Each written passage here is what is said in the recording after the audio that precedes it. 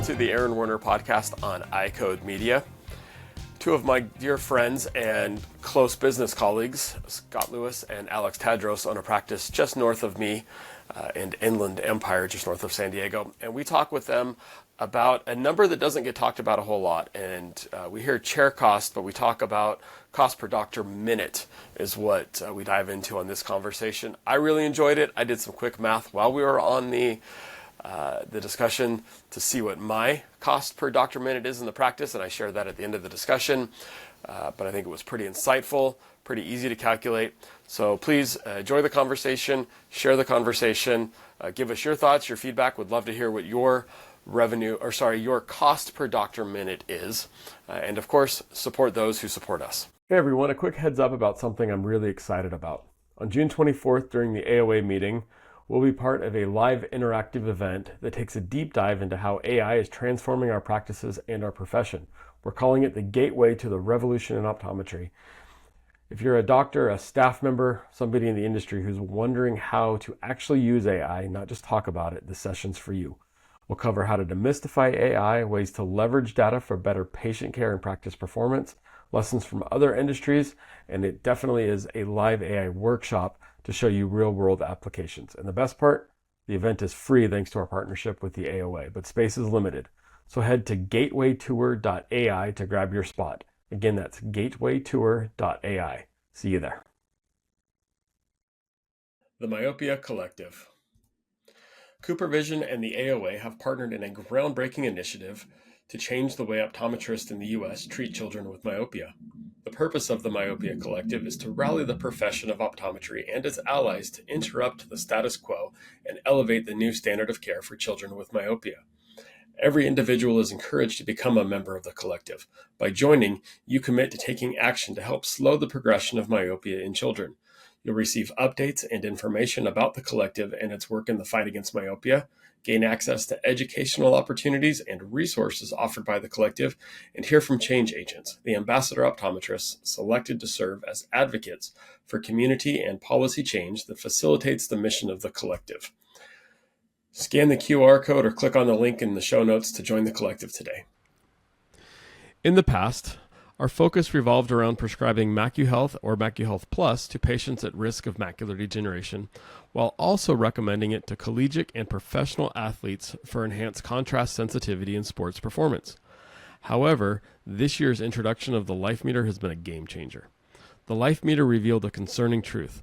Many of my patients have alarmingly low skin carotenoid levels, indicating potential deficiencies in essential body tissues like the retina and brain. Supported by over 30 peer-reviewed publications, Life Meter's accuracy, consistency, and effectiveness has been demonstrated across 2,000 subjects with diverse backgrounds. With this newfound insight, I can now have meaningful conversations about carotenoid levels with all of my patients, even those who may seem outwardly healthy. To learn more about this empowering technology, feel free to contact your MacuHealth representative or click on the link in the show notes. Together, let's optimize patient care and elevate their well-being. So Scott, I've got to ask, who is this dapper young man, woman? What are we looking at here? Everybody has to have a picture of their kids, so here you go. I like it. Not having any real kids, I've got fur babies at home, so this is one of my favorites. And who is this? This is Bruce. Bruce. We've had bulldogs for 35 years, so they're near and dear to our hearts. That's awesome. So it's a good looking dog there. So, and is that Bruce's just relaxing chair? Is that stage for the photo? Yeah, that's his favorite place to be. They're all pretty chill. Nice. It looks like a nice, comfortable spot to be. I'm a little jealous of him. Sitting outside, yeah, absolutely.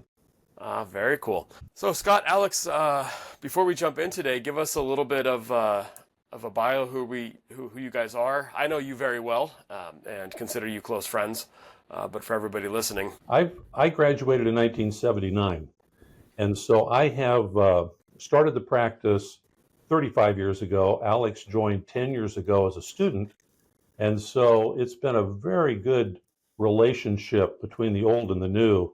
And I tell people, what it took the first 30 years to bring the practice along is a whole different skill set moving forward. So Alex brings in the computer, the social media, all the things that we need to do. So I've always encouraged the doctors thinking about retirement in the next 10 years to really consider bringing in somebody new, because they can hand in glove the new things that need to be going forward. So I think our relationship has been very special. Alex has been here 10 years. He started as a student, coming through as a rotation at school, and then he joined the practice 9 years ago, right when he got out of school. And then he bought the practice 3 years ago through Vision Source, and that relationship has continued. And I've enjoyed still being here a few days a week, and he's enjoyed, I think, the headaches that come with practice ownership. Yeah, absolutely. It's been an absolute pleasure for me, an amazing journey and ride to get here.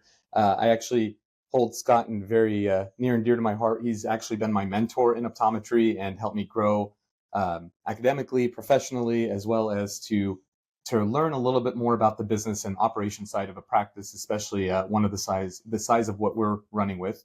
I find myself constantly going back and forth and reevaluating some of the things that we do and soundboarding off of him. So it's been great. I graduated from Western University in 2015, and I got my master's in medical science as well prior to that in 2011 from Western.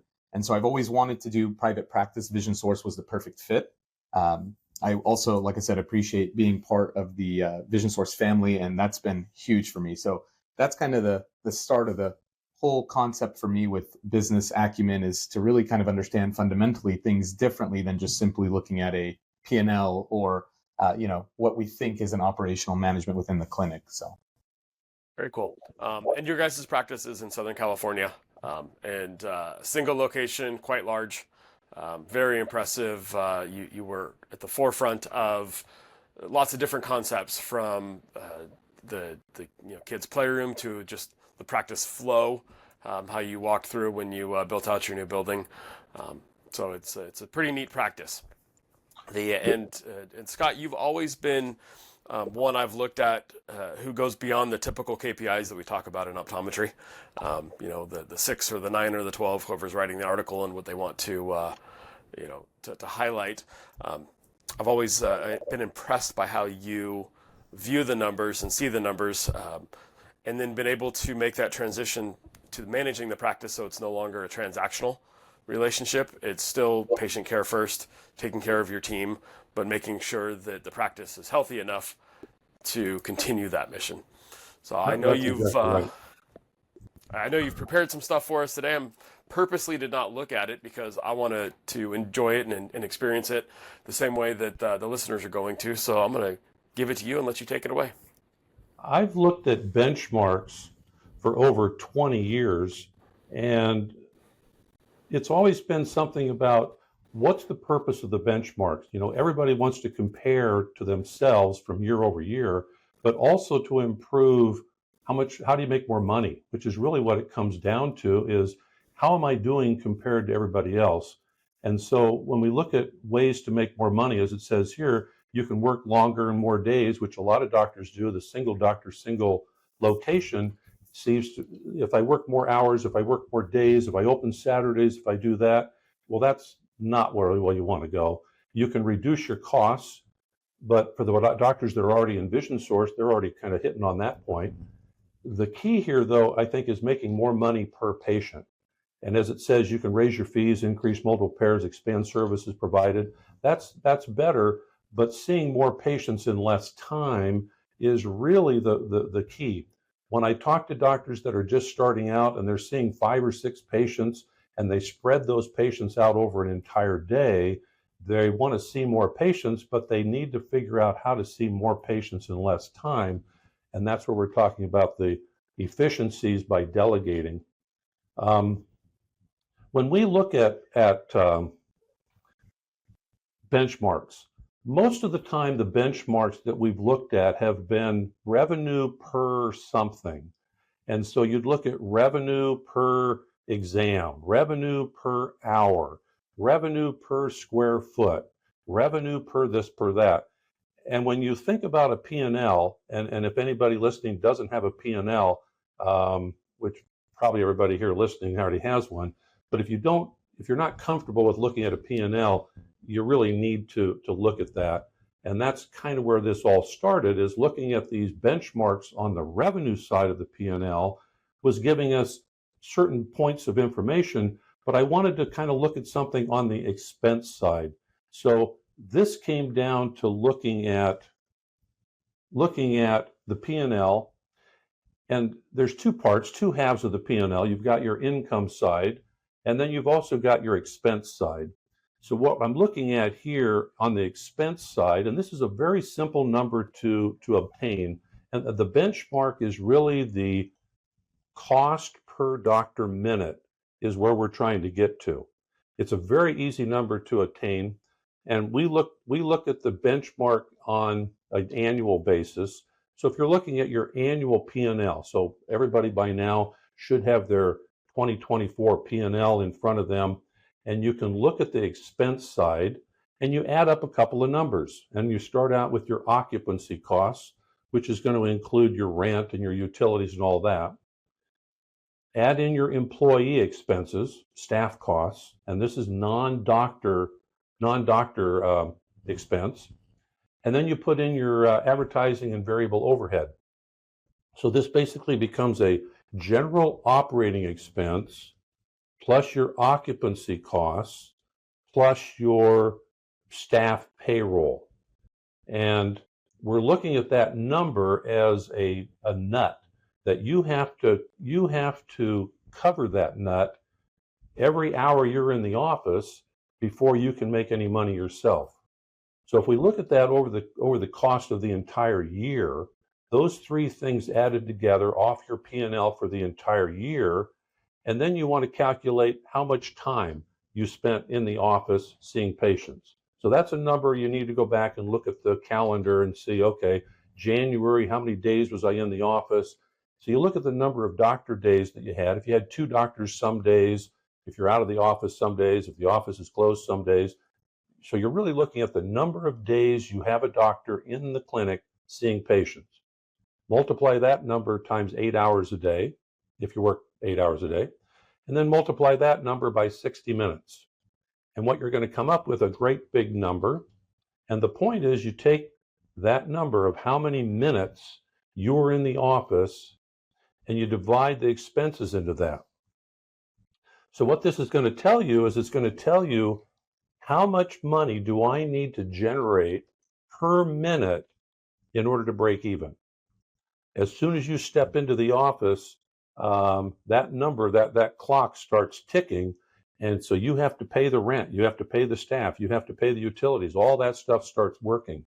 So when we looked at this, when we look back at the office procedures, the reason this came up is we calculated our number, and then we decided, okay, what are we going to do with that number? Well, we had an intern at the time, and we had him write down office procedures.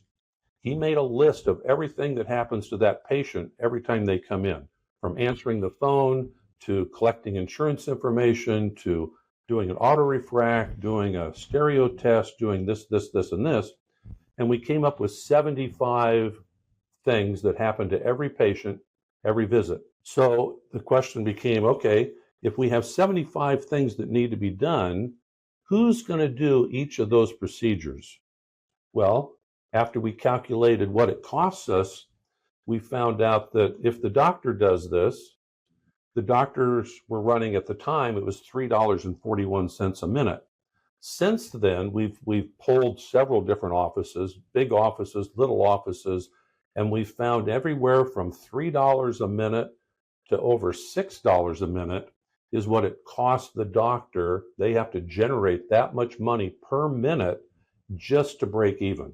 The practice at that point is not making any money. The doctor's not taking home any money. So when you see that $3 to $6 a minute, the doctor has to become very efficient. When you look at staff costs, $12 an hour is 20 cents a minute. $20 an hour is 33 cents a minute. So we went back through our list of office procedures and we calculated, okay, who should do every one of these procedures? Well, it didn't take very long before we realized there's not much the doctor should be doing. Of that entire list, the only thing the doctor should be doing was, in California, it was refraction, it was slit lamp anterior chamber, it was retina, and the most important thing was to prescribe, recommend, and educate. Anything outside those four things could be done by a staff person at a significantly lower cost. So if you look at $4 a minute for the doctor to do something, and you look at even a $20 an hour staff person at 33 cents a minute, it was pretty obvious that a stereo test that might take just 2 or 3 minutes to do, if it cost the practice $1 for a staff person to do it, it could run $10 for the doctor to do it. If the doctor walks out front to bring a patient into the back room, takes 2 or 3 minutes to get the person in the chair, you may have just wasted $15 getting that patient into the chair as opposed to having a staff person do that. So it became a goal of our office was to say, okay, we need to make the doctors more efficient by having the staff handle more and more and more things. So delegation was how we looked at this years ago, and we started bringing in scribes. We started bringing in virtual assistants. When you look at that $12 an hour person, if it's a virtual scribe, even less than that, at 20 cents a minute compared to doctor, you see these offices that have 6, 8, 10 virtual assistants. Well, this is obviously how they are able to become go to a whole different level of efficiency. Yep. Hey, Scott, before we dive into the efficiency parts, I wanted to jump back and ask a couple questions and clarify on the formula. So those who are watching the screen on YouTube, but if you go back to the P&L sheet and what you pulled in on that for the expense. Yes. So the three things that you have, I want to clarify. You have occupancy costs, so your rent, right? Your utilities, everything that goes, maintenance, whatever goes into just the building. Your non-doctor employee expenses, so your non-doctor payroll, and then advertising variable head. What you don't have in there is cost of goods. So exactly. Walk us through why you are not including cost of goods in that cost. Costs of goods have to stand alone. So if you walk in and you have a no-show, your first appointment, you come in at 9 o'clock and it's a no-show. Mm-hmm. For the next 20 minutes, you have no patients there. You're not really generating a cost of goods at that moment. So you're only the ticker's going on all your other overheads, Mm-hmm. but the cost of goods doesn't really start until you sell something. So there's no inherent monthly. If you didn't see any patients all month, you'd have zero cost of goods. Because you're not selling them anything. This is something you've got to pay. You've got to pay this overhead with the hours that you're in the practice. Got it. And then on the doctor days, you said this, but I want to clarify. These are not days where the doctor's in the back room doing admin stuff. This is doctoring the days. Exactly. Yep. Time seeing patients. It's in the clinic seeing patients. How much money per minute do I need to be generating in order to break even? That was the big thing. It's like, oh my gosh, this was a way bigger number than we expected. When you're looking at $3 to $6 a minute, if the doctor has a 20-minute no-show, boy, you can see the meter is running up that expense. So again, our no-show rate, we needed to bring that down. Our efficiencies needed to go up. Well, and you're doing this total doctors. You're not dividing the individual doctors. If both you and Alex are in the clinic at the same day, that counts as two doctors that day. Yep. So we are open 6 days a week, and we have two doctors every day. So we're really looking at 12 doctor days per week, and then you calculate the number of hours per day, the number of minutes per day. So we kind of have, and there again, when you go to 2 doctors a day, you're splitting a lot of these costs by a bigger number. So we assume that, when we go to 2 doctors a day, that'll cut our expenses in half. but it was still coming out to $3 to $6 an hour, even if you have 2 doctors, 3 doctors, that sort of thing in the office. You do cut it a lot, but that's where the single doctor, single location number can become huge when you're splitting the entire rent with just one doctor. You're splitting your costs of equipment, your costs of insurance, your marketing, your all that kind of stuff, your credit card fees, your office supplies, postage, all that kind of stuff being split with just one doctor. That can make this number get really big really quick. Hi. No, that's pretty neat. So now that you've calculated this, and I think it puts it into a little bit of a different perspective. I know when sometimes we listen to ESPN, or and you see somebody, an athlete who has a big contract, and they break it down by how many millions they're making per game, or in baseball, how much they're making per inning. This is really interesting as a practice owner, looking at how much it's costing me. I don't know if I'll ever look at a coffee conversation, right, with teams scrolling and showing each other TikTok videos the same way again. Exactly. And if the doctor's sitting in the back doing that, that's a problem. And this also comes in when you hire another doctor. Somebody goes on vacation for 2 weeks and they bring in another doctor, and you figure, okay, my number is my number's like $4 a minute. But if you hire another doctor to come in and cover for you, you can add another dollar onto that just to break even. So if you pay them, it's about $1 a minute that it's costing you to bring in a doctor to cover for you. So if they're sitting there playing tic-tac-toe on the computer and you don't have them busy, you're really kind of losing your shirt on that deal. Yep, no, that's pretty neat.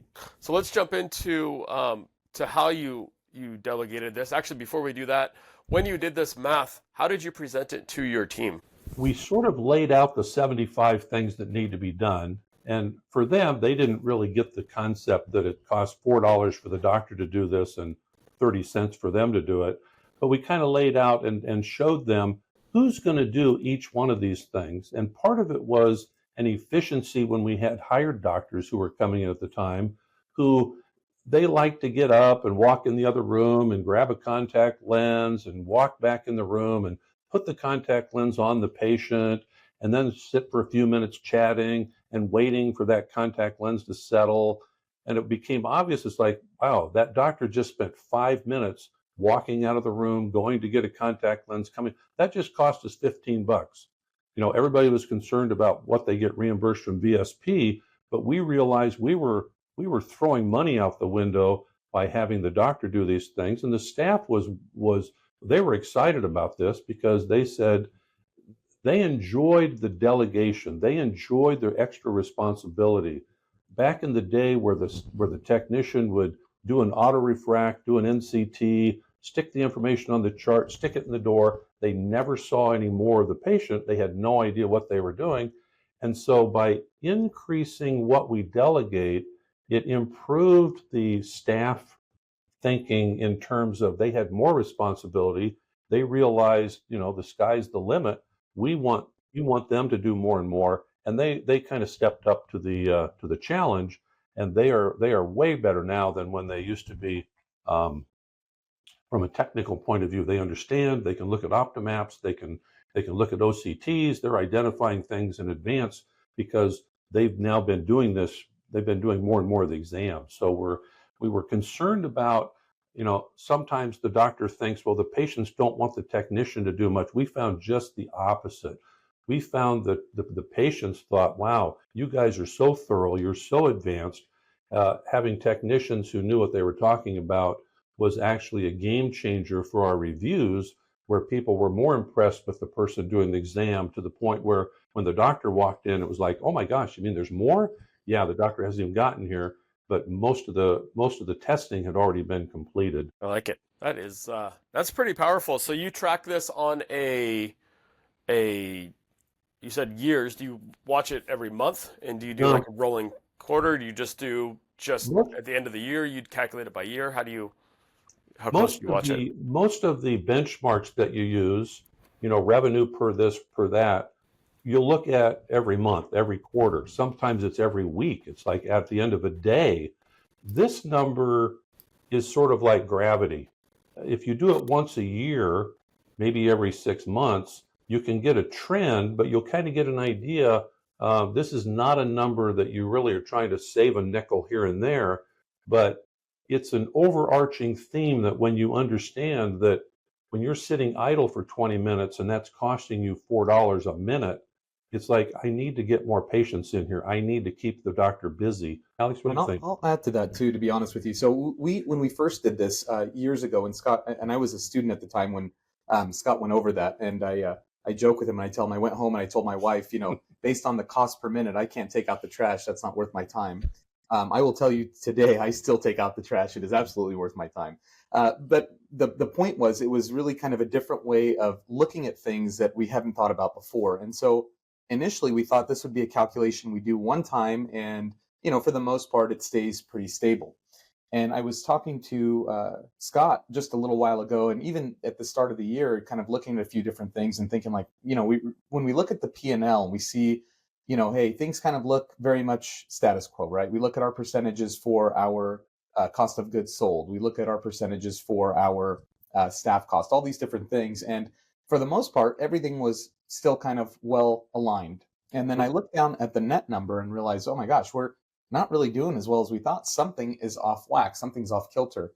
And it took a lot more investigating, going back through the process to try and figure out what it was. And it turns out our staff cost was substantially higher, but because our revenue was increasing, it really masked that quite well. And so what Scott and I, when we were discussing this, and he said a perfect analogy, it's more of a check engine light for what you're doing. Because if you've calculated this before, that's great to know that, but then to use it to trend over time and start to realize, when we first ran the number and we were at $3.90 a minute, and then had it rerun again and found that we were we were $3.25, and then found we were at $4 and $4.90.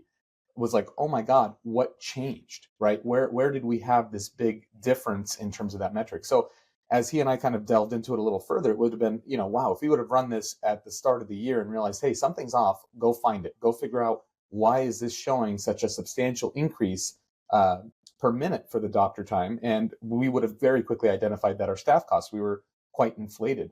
And again, so I look at this and say, it's an awesome tool. It's not very difficult to calculate. It's a very different way of thinking, but more importantly, it's also really helpful to start to gauge yourself against yourself over time, especially with the change in associates, right? And we've had challenges where we've gone to 3 doctor days, in the past, or we would then condense that schedule down to 2 doctor days because we didn't quite need 3. And so it was a very telling sign to look at that ahead of time and see, oh my gosh, this is what I need to hone in and focus on. That is very interesting. And what I'm thinking as I'm listening to this is, all of our other KPIs we look to improve. I don't know if I'm explaining that right, but we look to, hey, I want to increase my, revenue per patient. I want to increase my revenue per hour. This really is a fixed number. I mean, unless I'm going to renegotiate my lease, or I'm going to, turn the thermostat up to 80 degrees and not use the air conditioning in the summer, I really can't adjust a lot of these expenses. I need my team, I need my place, and I need the other variable costs. Maybe a little bit if I cut out a Spotify subscription, but this is a pretty fixed number. I'm not trying to improve, I'm just trying to be aware of. Is that accurate? Exactly. I think being aware of this number, even if you only did this once, it affects your whole thought process every day. I think of it like gravity. It's there all the time. You learn to live with it, and so you're going to have some expenses, but to realize those expenses that are occurring every minute of how much money you have to generate. Another thing that I think this number is useful for, besides looking at delegation, is looking at insurances. If you look at something, if the doctor is going to spend $4 a minute, and you're going to take Medicaid, or you're going to take a low bargain basement type insurance, and you figure, okay, if I'm going to spend 20 minutes with a patient, or some offices where they say, well, I have an appointment every 30 minutes, and should I take this or that insurance? And it's like, well, we came to the realization that some of these insurances, if you spent more than 7 or 8 minutes with the patient, you were going to lose money. And even at 7 and 8 minutes was just to break even. So at $4 a minute, and you know you're going to get reimbursed $35, $45, $55, whatever it is, you can back into a break even number pretty easily and realize, wow, I can't see a patient in 7 minutes. I can't delegate enough to do that. And so it's quite easy to be taking insurances that you think you're filling up your appointment slot with, and you're actually losing money on every one of them. So this does not take into account what they may generate on the optical side, if they're getting contact lenses, if they're getting glasses, and that may then more than make up for it. But we were watching insurances where the patients would come in on their insurance and then take their prescription to Walmart or to Costco or something and realize that we were losing money on the exam side if they don't get glasses here. So it's a fairly easy way to evaluate insurances and what they reimburse and how much time should you spend. So the new practice, I had one the other day I talked with, and she's seeing like 6 patients a day, and she'd schedule them 1 an hour. And when she was frustrated that she wanted to see more patients, and the first thing I said, well, you need to learn how to condense that all into the morning. And so now I think she's seeing those patients in the morning and doing staff training in the afternoon as she's building out the practice. But it's a different way to look at your efficiencies and also insurances and where you're generating the money. And this number is just to break even. So if you're at $4 a minute and you're generating, you're not make that, that's $0 going to the employed doctors. It's $0 coming to the owner. So the practice itself is just breaking even at that point. So insurances, it gives you another way to look at them. And I will add one thing too to that, Aaron. You brought up a great point. This isn't a metric that you are trying to necessarily influence directly, but I think what's really great about this is just the fact when you pay attention to it alone, things naturally do improve, and quite substantially. So it would be interesting. I don't think that we've pulled data to where we've done it after let's say a quarter and say, hey, in 3 months, let's look at this again after we've made these changes. But I could totally see this being used as a way, a barometer, right, or to pressure test. Hey, have these implementations that I'm doing helped increase more efficiency, helped driven more, or brought down or effectively allowed me to be more productive with that time? Because as Scott mentioned, that's just a break-even point. I'm spending just that to get here. So that would be an interesting thing for us to run and test. But I think that just naturally looking at it, it will improve. One of the issues also, and the reason we did this on an annual P&L, is sometimes there's expenses that only occur once a year.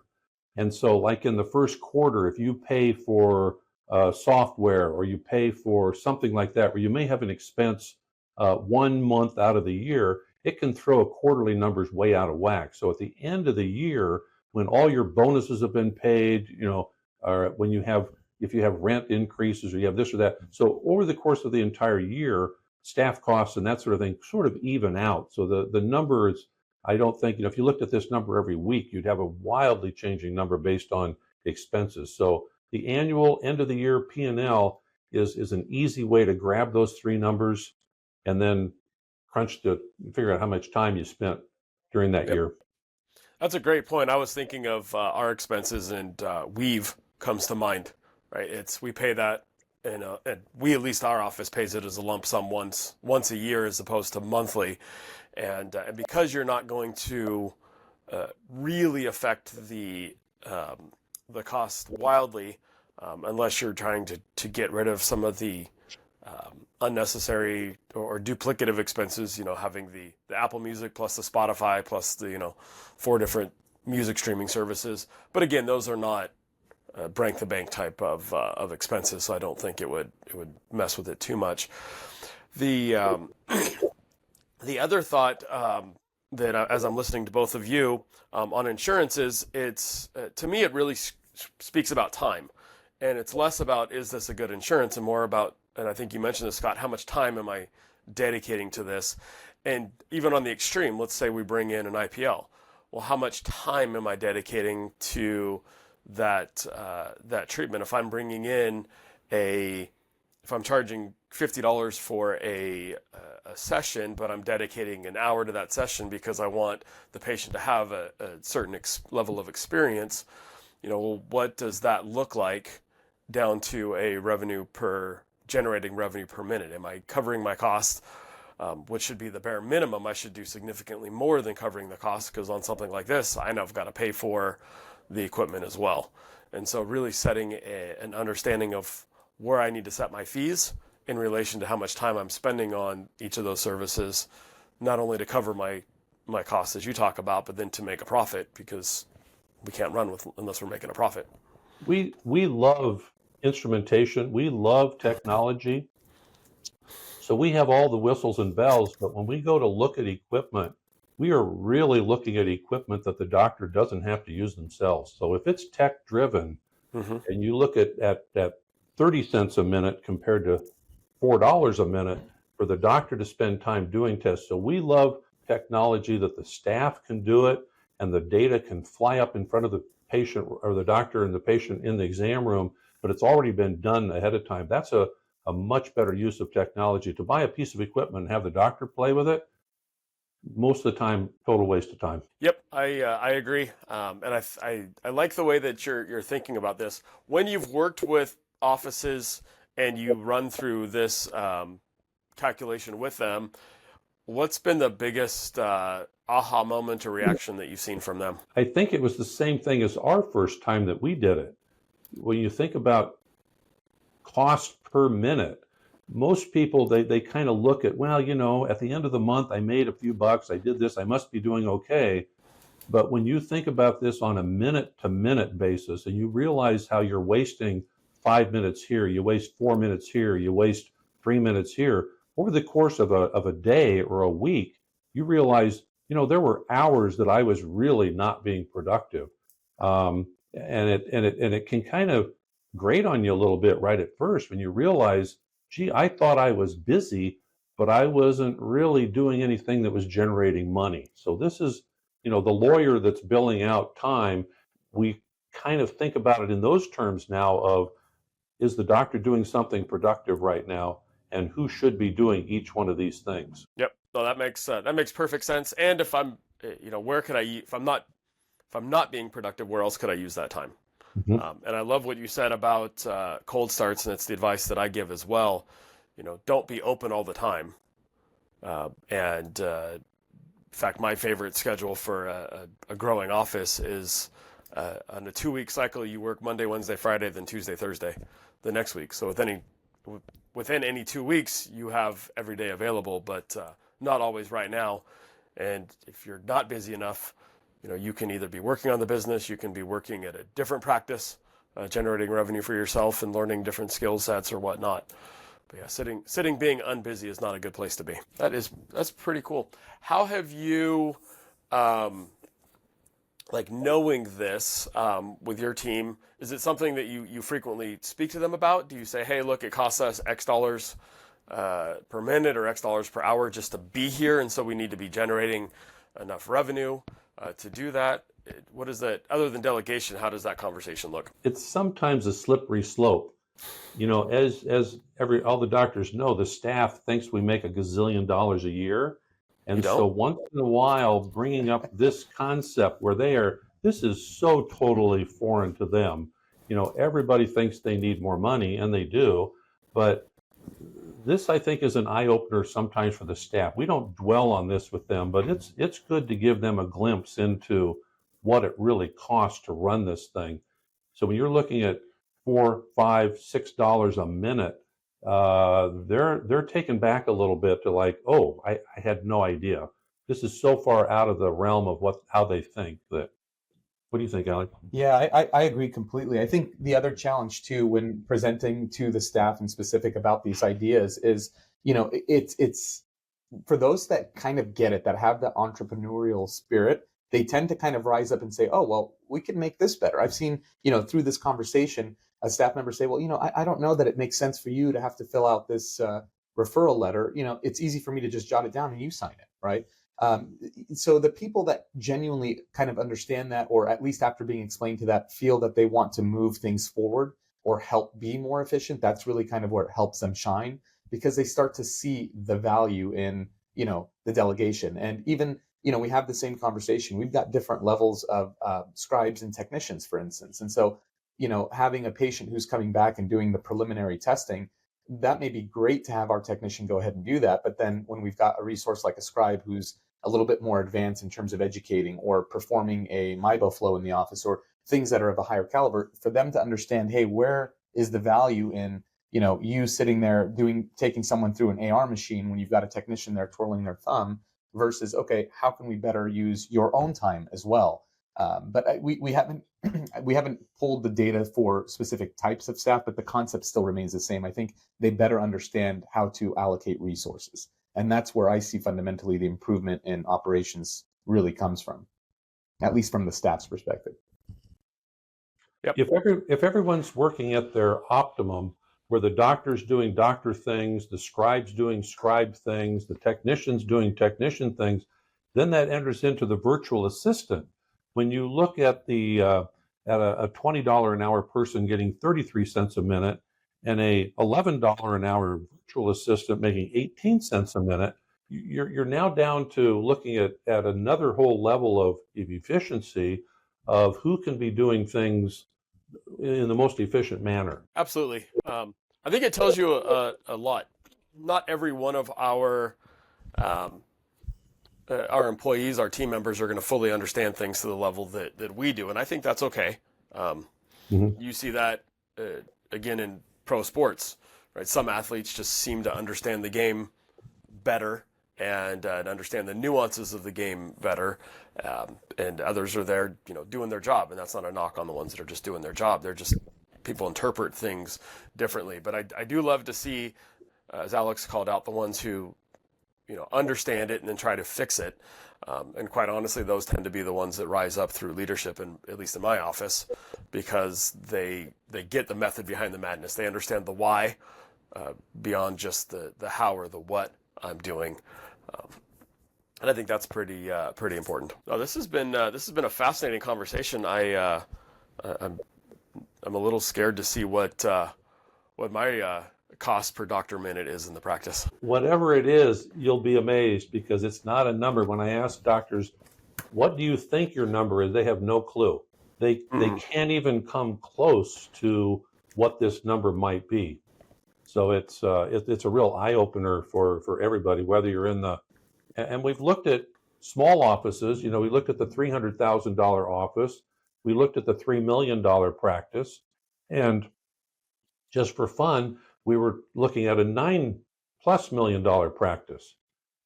Assuming that there'd be some economy of scale, we thought that there should be, the bigger practice should have a lower cost per doctor minute. It turned out to be no. They're still all over the place, and even the big offices can still have a big cost per minute to run. And I think that's the unique thing about this metric is it's not a puff out your chest and I'm better than you or I'm proud of it. It's just what it is. Exactly. Right? It's just what the metric is. I mean, you and I are, and we're all in California, so what we pay for gas is different than Texas, and there's no point in trying to compare, what it costs for gas, right? I just know that I'm paying, $4.50 a gallon.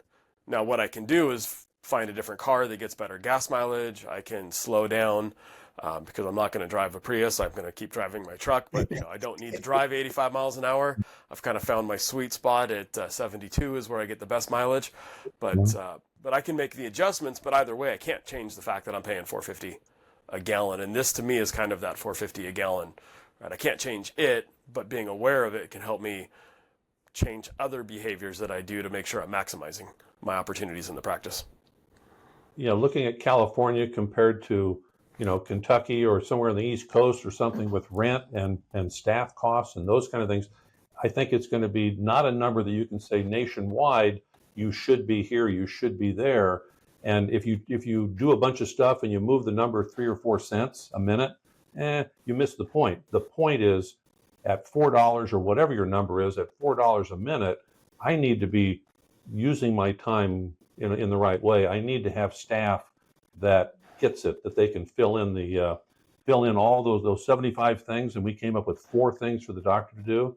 Anything outside that can probably be done better, quicker, faster, and more impressive to the staff or to the patient when well-trained staff is doing this testing. We found out the impressiveness to the patient was significant. So the doctors who think, well, the patients are coming to see me. That's 30, 40 years ago they thought that. So if you're still thinking that, I think the point of delegation, this is just showing you that's fine. Spend a half hour on an exam if you want, but it's going to cost you a fortune. Yep. And I just while we were talking, because I couldn't handle the wait, I just did a real quick calculation. So it looks like in 24, my office was at $5.88 a minute, which isn't surprising being in California. So we're at the higher end of that. And I try to make sure that, we pay our team appropriately. And I'm definitely not on the low end of the rent cost. So Aaron, we will puff out our chest and say we were only at $4.90 last year. Nice. Well, you're an Inland Empire, so I'm in San Diego. That's true. Yeah, you're paying the big bucks. And there's the rub, right?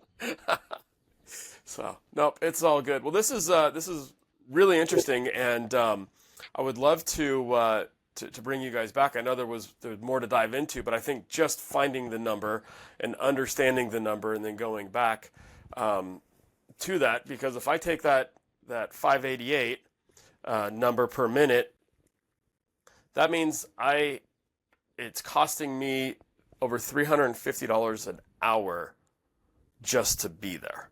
Yes. And so if we are not generating $350 an hour as a practice, then we've got we're at a deficit. And so that puts a whole lot of perspective on those free contact lens follow-ups, which we're happy to do if they're not working. But do we really need to block a half-hour time slot for that? Exactly. Which means that next half-hour time slot better be generating $800 to cover it. And that 580 a minute is you're breaking even. You're Right. making no money as the doctor. Nope. At that level.